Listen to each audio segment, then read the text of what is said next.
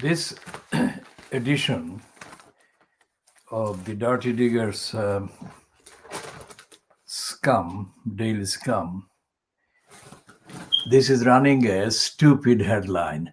Ha ha ha, no, no. This is not in the slightest serious. And it actually sums up the outlook, the mentality, the attitude of the Fleet Street titles to this serious crisis. Because on the inside pages 4 and 5, the same paper, the Murdoch scum, runs a headline which is correct, the high velocity mutant. And then it runs a number of graphs which include Patrick Vallance, who is one of the official medical bureaucrats for the Boris Johnson-fronted cabal of the so-called government. Now, this guy is saying, this Patrick Vallance, according to the quote in the scum, that new variant moves fast and spreads fast, new variant of the virus. And is telling people, the public, assume you may have it. Now that is really a nightmare kind of scenario. And the scum actually is a piece just underneath that, which says that we face nightmare.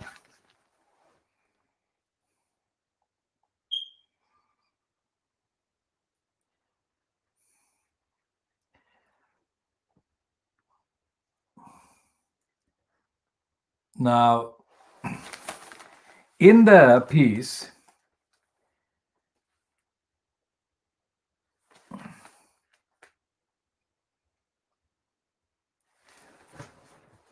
the person whose name appears as the writer of this, obviously this piece has been heavily sub-edited by this scum to make it kind of conform to the style of the Murdoch scum, which is completely kind of incomplete intellectual concepts and misleading. For a start, this first one gives the game away. It could not have been written by this person whose name appears as being the writer. Simon Clark, Associate Professor, Reading University. The subbed piece says, we are facing the biggest imaginable nightmare before Christmas. Now, what on earth is that sentence supposed to mean? Before Christmas. For a start, Christmas is not accepted even by the so-called kind of traders who trade by using Christmas, exploiting Christmas, as being of any significance whatsoever. It is 99% commercial. Totally 99% commercial it has been for decades. So it's a capitalist kind of invention, this whole thing. If there were any religious kind of connotation or any connections, then they are not evident in the behavior of those who indulge in Christmas, indulge in all kinds of things under the banner they create called Christmas. So, biggest nightmare imaginable. They're saying this on the 20th of December, which is 5 days before Christmas. practically 4 days before Christmas, their kind of date. So what they're suggesting is that nightmares happen quite often. And this one is the biggest imaginable nightmare. They're completely contradicting themselves because there is no such imagery, such use of words and language about most of the other problems that society and people and humanity face. So it's a loose, irresponsible, corrupt, and intended to impress the gullibles. Gullibles are the majority of the people who patronize or purchase or follow and imitate and buy the scum and the rest of the Fleet Street tabloid, so-called, or one of the others of the Fleet Street tabloids like the Daily Mail, the Express, and Beaver Brooks' corrupt legacy, the Daily Express. So there is no substance in the assertion, biggest imaginable nightmare before Christmas. So they are investing the idea of Christmas with the maximum possible imaginable kind of significance. But in the rest of the piece, although it is headlined nightmare, there is no actual evidence that they understand or recognize the severity of the problems of there being no real preparation, fitness for dealing with this pandemic. And they don't point out the 5 or 6 different contradictory statements made by the Boris Johnson-fronted cabal of a government about supposedly the same thing, supposedly the same nightmare situation. Now, let's see what it says. I have given a summary of the interpretation of it. Let's see what it actually says. The way the new virus strain is mutating and spreading is like something from a sci-fi film, science fiction film. Now, science fiction film is not real life. And there is no evidence that people are looking at the conduct or the behavior of this virus in a way that they could, sitting in a cinema or sitting in their home, if they had a home, looking at the screen and watching a sci-fi film. It's 23 changes to COVID's genetic code. Its 23 changes to COVID's genetic code could have a devastating effect on how contagious it is. But it hasn't given the description of the 23 or even one of these changes. These strains evolve, occur by chance, and mutate organically. There is little we can do about it. But they still don't say how it works or how it behaves, which has been the theme of our diagnosis of Fleet Street, by which we actually mean the likes of the scum and the Daily Mail and the Daily Star and the Beaverbrook legacy of curses, the Daily Express. And they're saying that this variant first appeared in September in London and Kent, but still no description where it appeared, how it was identified, and how it was dealt with by who. and with what effect in terms of the infections that people got additionally because of this strain. And it says by mid-November, it was responsible for 28% of the cases. Earlier this month, it was more than 60%. It's moving fast and becoming the dominant strain across much of England. NARB TAG, the government's panel of scientists who monitor viral chest infections, reckon it is 70% more contagious. It pushes up the R number by 0.4% or 0.4, meaning that for every 100 people with COVID, 40 more will get it than would have it if the original version had prevailed, which is less than the 0.4 R rate. London and the southeast have been badly hit because they are densely populated areas where many commute on public transport. Easing lockdown has probably worsened the situation. There it is. There is the, quite apart from the contradictions in the rest of the papers, there is the admission by the professor that easing the lockdown has had causal link with this particular strain spreading.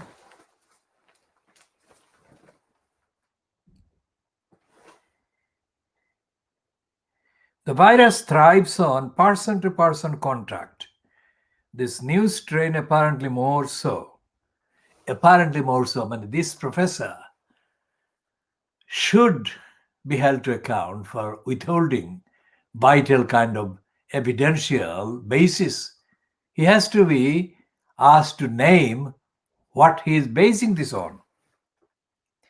I fear it's already pretty much everywhere, and it seems inevitable rates will rise from now on to the New Year's end, and not just in the community. It is running amok in some hospitals where it risks infecting staff yet to develop full immunity from their first vaccine jab. There is contradiction there as well. Contradiction and also admission about the vaccine.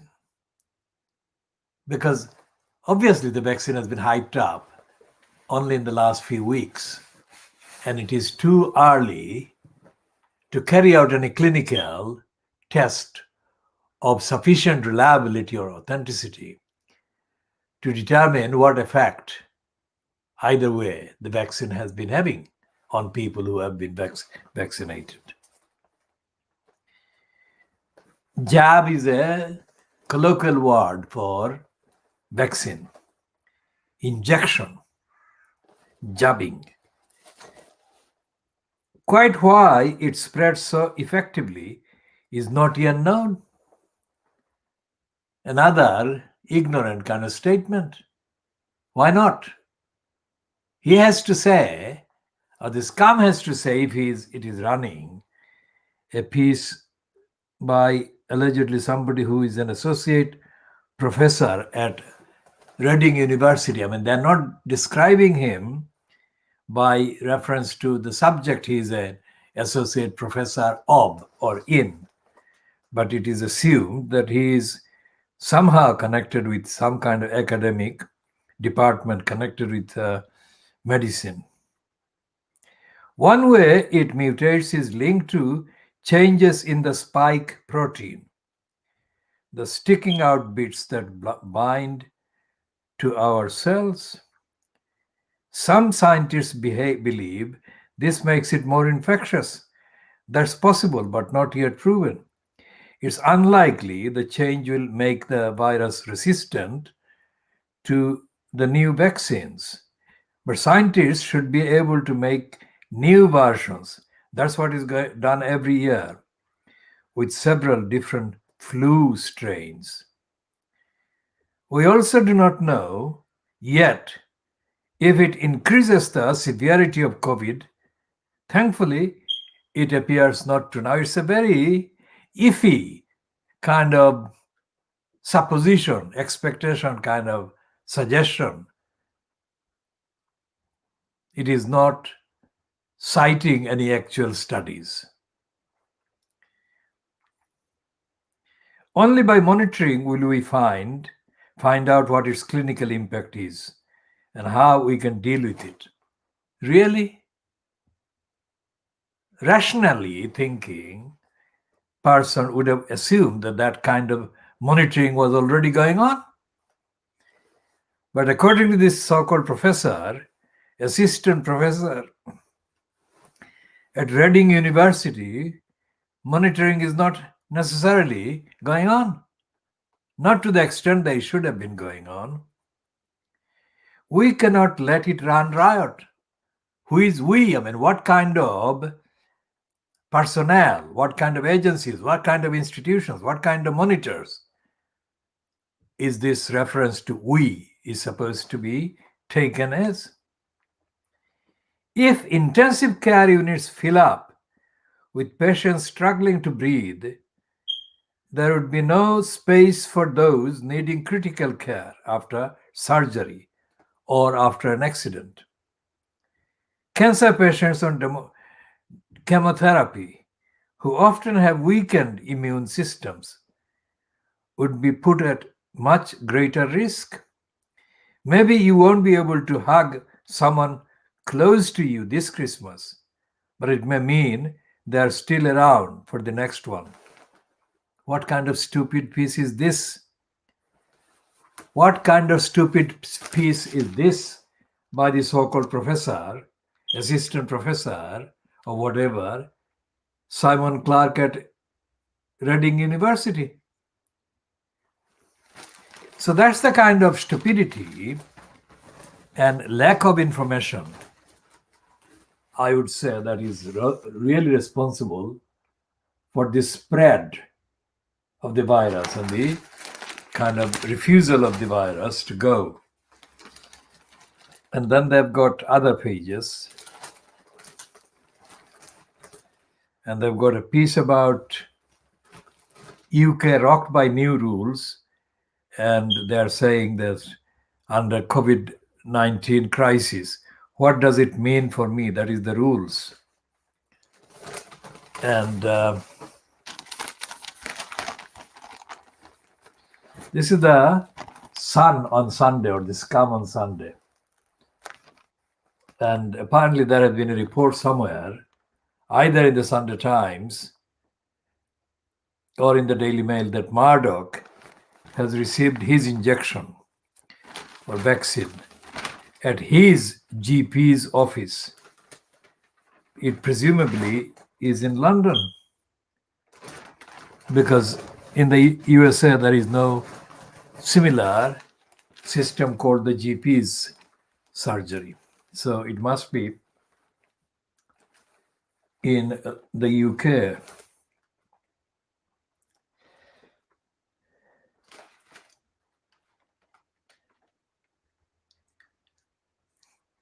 Now here is another name, Jonathan Sumption, who is described as a historian and former Supreme Court judge.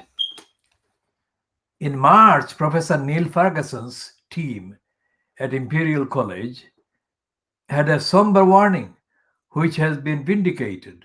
Aggressive measures to reduce transmission of the virus, it said, will need to be maintained until a vaccine is available, given we predict transmission will rebound if interventions are relaxed. Now, this is also evidence of the contradiction or contradictory behavior by Boris Johnson-fronted cabal.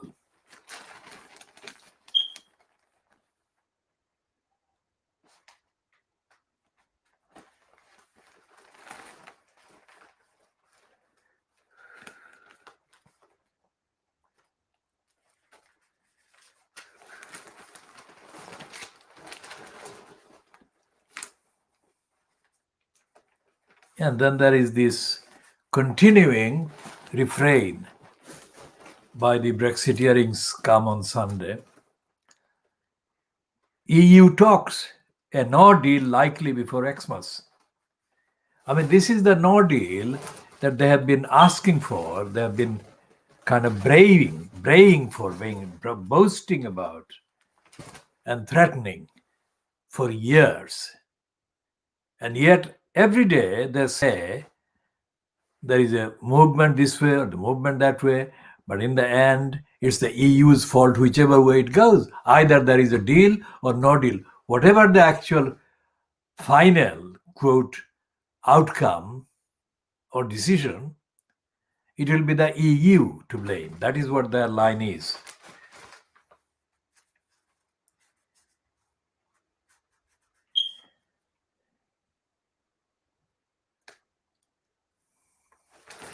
And here is an absolutely typical scum pornographic kind of piece.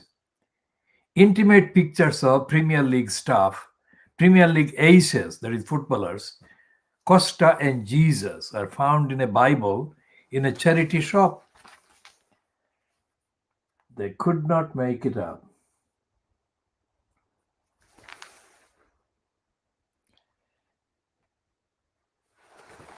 And here is a piece about the football person,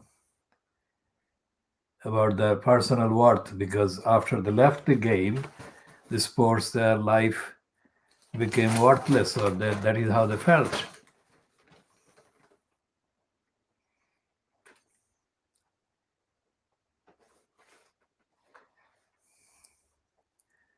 And there are 2 pages about this. So they're not really kind of treating the virus as a nightmare causer. They're treating it as a story that they can actually run with extremely kind of scary headline, but not treating it as worthy of being treated seriously.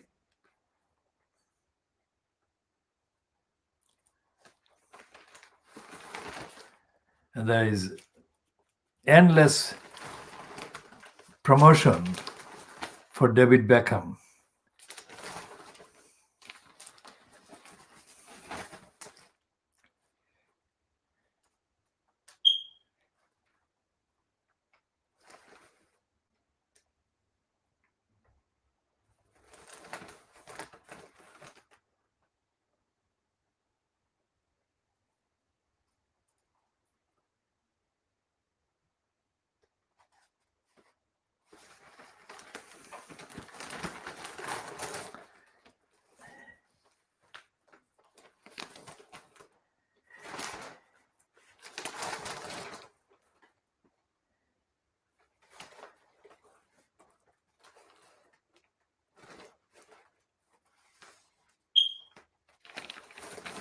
And Karen Brady's piece, I mean, that is her name. That is the column on the Scum on Sunday, page 25, Karen Brady. Give it to you straight. It's not written by her. It cannot be written by her, just as most of the so-called guest columnists are not allowed or are not writing the way they actually would write. But here is whoever subbed it, here is an insulting piece of stupidity by Karen Brady and the Scum on Sunday, saying the headline is, "Deprived kids are national scandal." Reading this again, "Deprived kids are national scandal."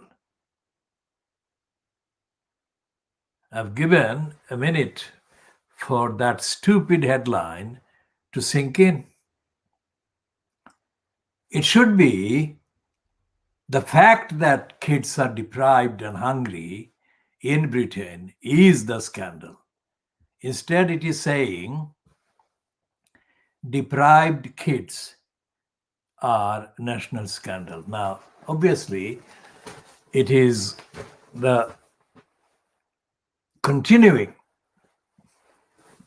right-wing reaction and denial by the Brexiteering liars of the fact that millions of people in Britain are in low income, in poverty of various degrees, and the hundreds of thousands are going without food, basic necessities, and that a very large number of children in this country, in Britain, are going hungry. And that is so bad that the UNICEF, the United Nations Intervention Agency for Children's Welfare, its branch in the UK, last week announced that it was going to feed children, not all the children because it didn't have the funds, but it had made a tokens kind of gesture. About £25,000 would be spent in feeding hungry children. And this has been condemned by Jacob Rees-Mogg. If there was a Dracula living among the MPs, then it is Jacob Rees-Mogg, the Dracula. The previous Dracula was Ian Duncan Smith. So Dracula Johnson, Rees-Mogg, has condemned the UNICEF initiative. It has condemned them for showing any concern for the children who are going hungry, instead of condemning his own government and himself and his record. And Fleet Street has not been doing its job of telling the truth. It's lying for Jacob Rees-Mogg, and lying for Johnson, because quite apart from the fact of these children going hungry and the NHS being the low-paid section of staff of the National Health Service are being deprived of necessary funding, as are teachers. The Boris Johnson fronted cabal is spending on the 200 billion pounds liability by funding big business getting richer and pocket billions and billions and billions of pounds for a completely obsolete project called High Speed 2. So that High Speed 2, currently reportedly at 170 billion pounds, that should be scrapped, and 170 billion pounds would be enough to fund the shortfall faced by the workers and the staff and the low-paid people in the NHS and in the schools sector and other places, and also funding properly the families and funding the children who are going hungry. That is what can be done and should be done. So let's see what Karen Brady is saying.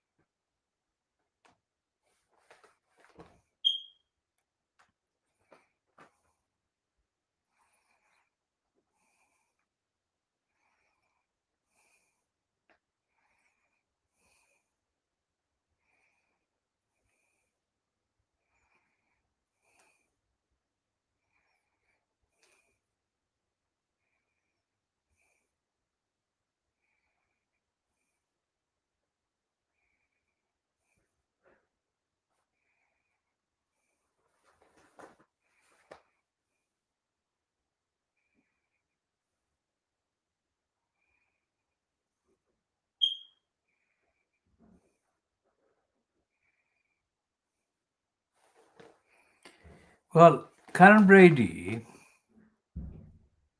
is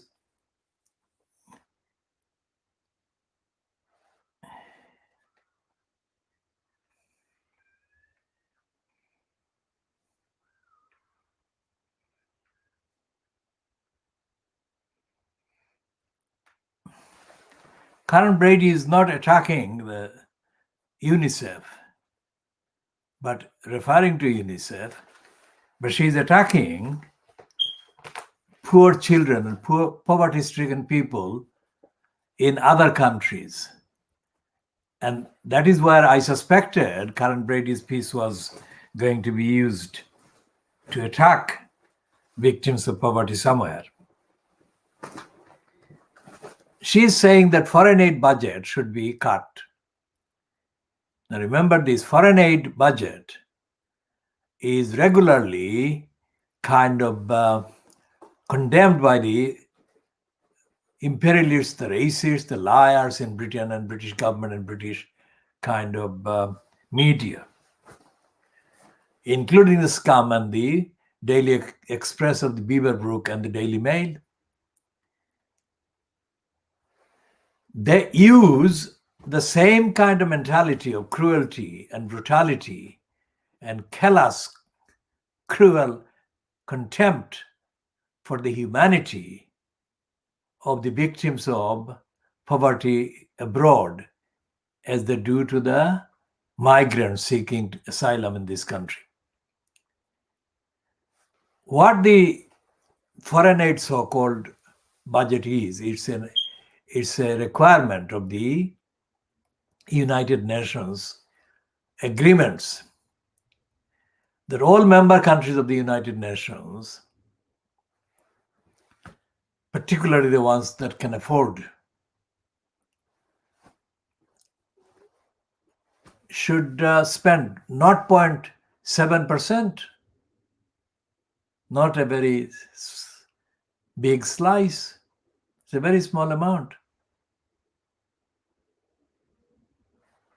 And that is to help the millions, hundreds of millions of people, hundreds of millions of children in poverty in those countries. Of course, when it comes to abuse of the foreign aid budget by the recipient country's government, that is a legitimate issue to be discussed and debated. But that's not what is done in Britain. What is done in Britain is what Karen Brady has done in her so-called column in the Murdoch Scum on Sunday. She says,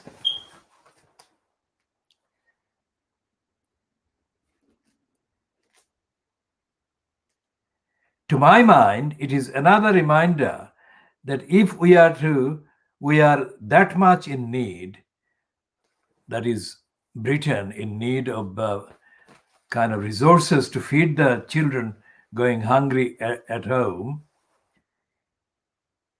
then we should cut more from foreign aid budget immediately. There is no evidence anywhere, least of all at the United Nations agencies, that foreign aid budget is capable of being cut because it is lowest anyway. And there is no reference to HS2. If you look at the actual kind of amount that the UK has spent in foreign aid, so-called, year to year or year on year for the last 20 years, 30 years, you will find it is a scandalously small amount, very small amount. And with the HS2 being cancelled, even if the current foreign aid budget is increased to several percentage points, there would be plenty left to spend on other needs at home. So at this point, I have to refer to John Maynard Keynes, Keynes. Now, John Maynard Keynes is one of those Western kind of economists. Remember, this is coming to you, this analysis is coming to you from the Khudeelaar campaign. And I have been a student of many things, including of the Western economic system or studies. I'm a student of international law. I'm a student of political sciences, systems, and media studies, all the rest of it. And John Maynard Keynes is highly exaggerated. And it's a completely stupid kind of thing to say that infrastructure projects, investment in infrastructure projects, which is what he is credited with devising, is a solution to the economic crisis. It is not.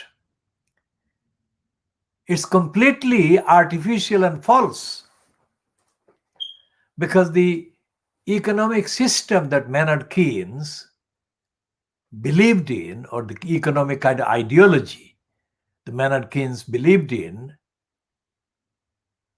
was away from human beings and human needs and society and societal needs. He provided a kind of, how shall I put it? It's a completely irresponsible and unthinking, thoughtless, mechanical solution to an apparent crisis of the moment.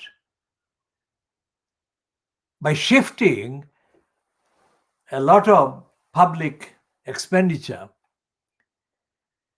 away from delivering the services people needed and help people needed, it created a diversionary scenario of creating jobs, reducing unemployment.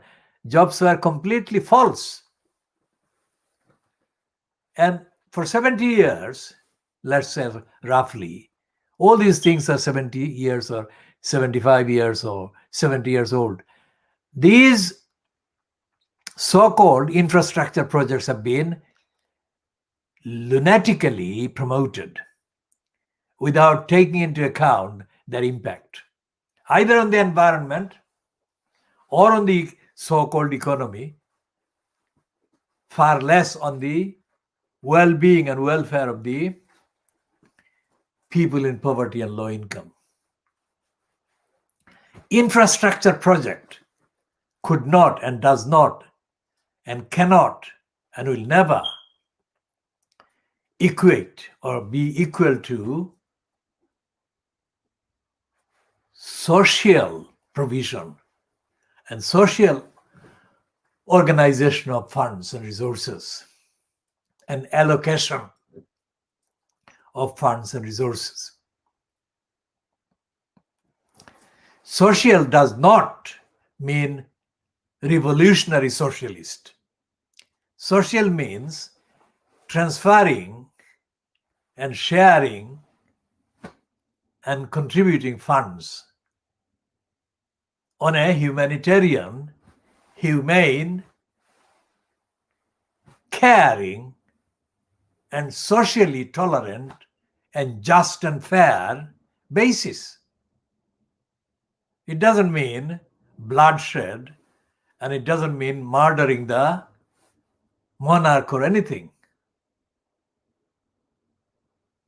But the peddlers of capitalism have always portrayed any advocacy for social, fair, equal, just provision and economy as being communists. And there is a stigma that the word communist is heavily invested with. It's all wrong. And none of the Fleet Street papers goes anywhere near talking about society, talking about the needs of people, talking about the real nightmare of spending 170 billion pounds on HS2 while the rest of the country, the society, is being bled to death.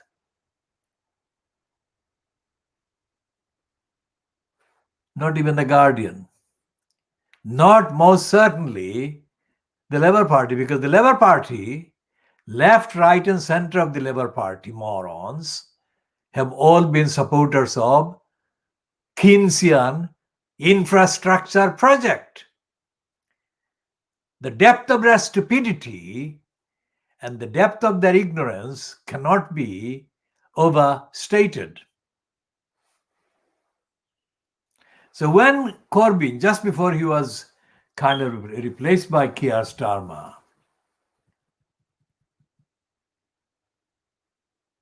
began to churn out the slogan, for the many, not the few, he was just churning out mechanically without thinking. And as I've said, on the evidence, not because I don't want to recognize any real kind of contribution or ability or skills by Corbyn or anybody else, but on the evidence of their behavior and their conduct, Corbyn is intellectually deeply challenged. And so are his fans in the Parliamentary Labour Party today. This week, 20th of December 2020. They are not producing the narrative. They are not producing the analysis. They are not showing the familiarity, the basic familiarity that they must show with the evidence of ongoing policies and behavior and contents. And they cannot, Corbyn cannot produce from his time, which started in the beginning of the first part of the 1980s as an MP, up to now, Corbyn cannot produce enough materials to match one edition of this program about the media, about society, and about the diagnosis that we are making, all of it. So we shall be continuing this analysis in part C, in which we shall be talking about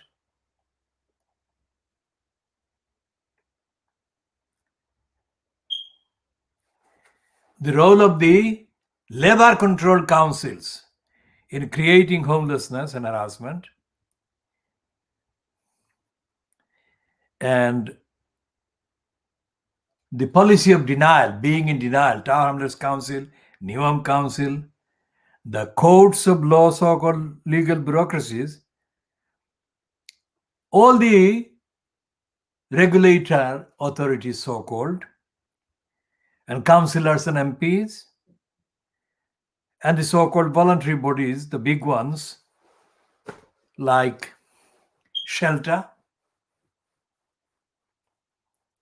and what used to be called Child Poverty Action Group, what used to be called Age Concern. We shall be talking about them and showing by evidence that they have been in denial and they have been lying and they have been actively suppressing the absolute majority of the obligations the UK is under according to the various treaties, declarations, charters, agreements that the UK remains signed up to and will remain signed up to for a long time after the so-called Brexit. And Brexit will be reversed.